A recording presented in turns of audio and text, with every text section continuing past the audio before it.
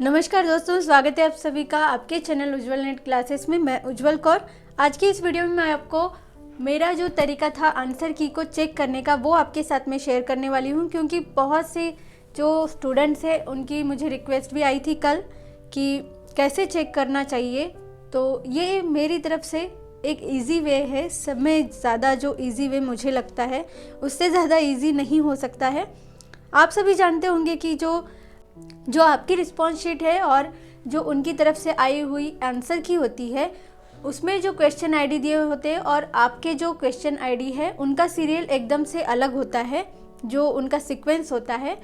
तो आपने क्या करना है, ये आपके ऊपर डिपेंड करता है कि आपने किस तरह से चेक करना है। पहले आप आपकी रिस्पॉन्स शीट का क्वेश्चन फॉलो करेंगे या आंसर की का, आप पर डिपेंड करता है। पर मैं क्या किया करती थी, जो उन्होंने आंसर की दी है उसमें जो सीक्वेंस दिया हुआ होता है उसे मैं फॉलो किया करती थी। मैंने एक डायरी में नोट कर लिए थे, वो भी मैं आपको बताऊंगी। पर ये इस तरह से आपके आंसर की दिखती है, आपको पता होगा। तो ये देखिए, यहाँ ये जो क्वेश्चन आईडी है ये आप देख सकते हैं। तो ज़रूरी नहीं है कि यही पहले होगा या फिर जो आप चाह रहे हैं वैसे सीक्वेंस में होगा, आपको ढूंढना पड़ेगा। तो ये एग्जाम्पल के लिए मैं बता रही हूँ कि ये आपको ऐसे दिखेगा। तो आपका जो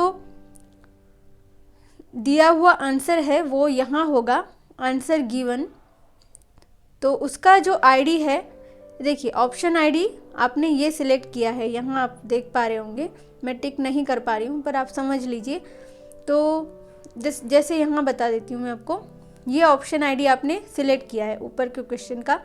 तो वैसे ही यहाँ पर 5153 ये आपने सिलेक्ट किया है, यानी कि थर्ड ऑप्शन। तो अभी आपको कैसे देखना है आंसर की में, मैं वो बताने वाली हूँ। तो ये आपकी रिस्पॉन्स शीट है, ये म्यूज़िक की है। तो जो भी आपका सब्जेक्ट है, तो आपने अभी क्या करना है देखिए।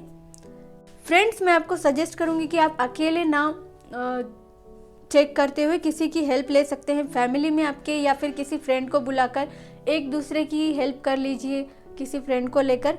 अगर आप अकेले ही चेक करने बैठेंगे तो बहुत टाइम लग जाएगा आपको।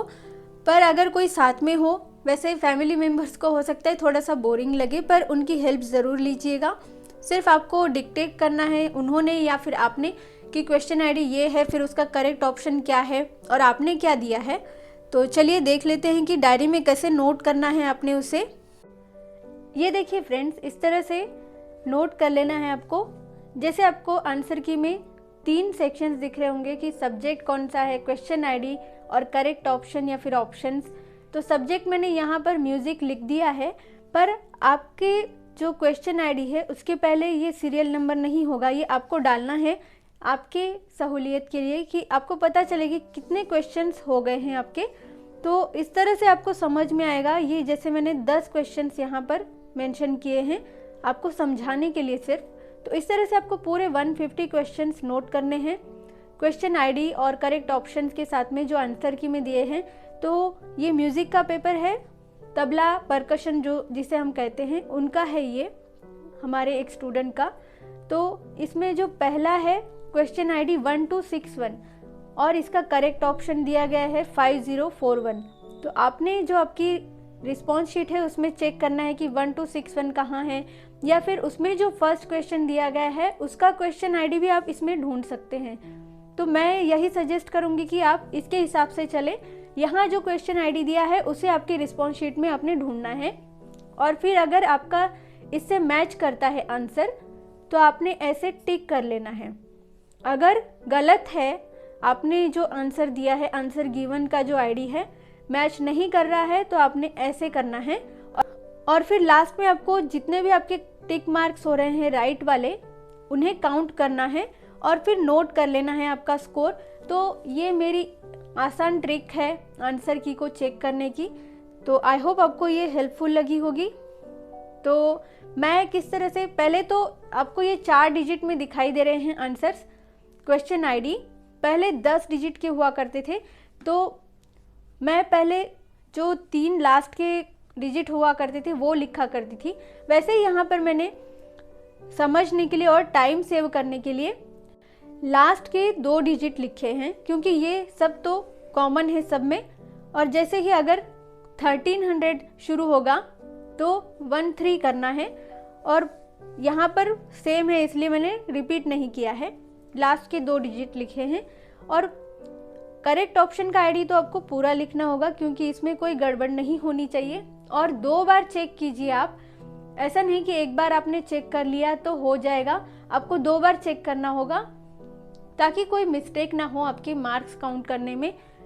और मैं आपको ये भी बता देती हूँ कि मैंने किस तरह से लिखा था रफ, क्योंकि जल्दी में लिखी जाती है आंसर की, वैसे नोट करने के हमें बहुत ज़्यादा एक्साइटमेंट हो जाती है कि हमारे कितने आंसर सही आए हैं, कितने क्वेश्चन सही हैं, तो मैं वो भी आपको बता देती हूँ।